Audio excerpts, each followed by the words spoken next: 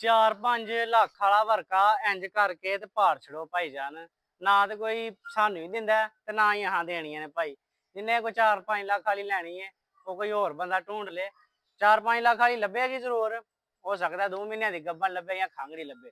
ਇਹ ਮਾਸ਼ਾਅੱਲਾ ਦੂਸਰਾ ਵਾਰਾ ਝੋਟੀ ਸੂਈ ਹੈ।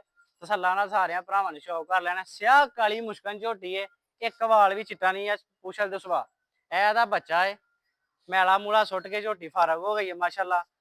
ਦੁੱਧ ਇਸ ਟਾਈਮ 13 ਤੋਂ 14 ਲੀਟਰ ਪਲੱਸ ਮੌਜੂਦ ਹੈ, ਨਹੀਂ ਗਰਮੀ ਦੇ ਬਾਵਜੂਦ ਵੀ। ਤੋਰੋ ਜੀ ਮਾਸ਼ਾਅੱਲਾ, ਸ਼ੌਕ ਕਰਾਓ ਭਰਾਵਾਂ ਨੂੰ ਸਾਰਿਆਂ ਨੂੰ। ਤਸੱਲਾ ਨਾਲ ਸਾਰੇ ਭਰਾਵਾਂ ਨੇ ਸ਼ੌਕ ਕਰ ਲੈਣਾ ਮਾਸ਼ਾਅੱਲਾ।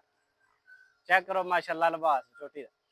ਘਣ ਲਾਏ ਨੇ ਥਲੀਆਂ ਨੂੰ, ਕੋਈ ਡੱਕਾ ਨਹੀਂ ਭਾਈ ਜਾਨ, ਕੋਈ ਇਹਨੂੰ ਟਾਈਮ ਨਹੀਂ ਲੱਗਾ ਮਾਸ਼ਾਅੱਲਾ। ਟਾਈਮ ਟੂ ਟਾਈਮ ਜਿਸ ਭਰਾ ਦੀ ਤਸੱਲਾ ਹੋਏ 2 ਟਾਈਮ ਝੋ ਕੇ ਚੈੱਕ ਕਰ ਸਕਦਾ ਮਾਸ਼ਾਅੱਲਾ ਜੀ ਮਾਸ਼ਾਅੱਲਾ।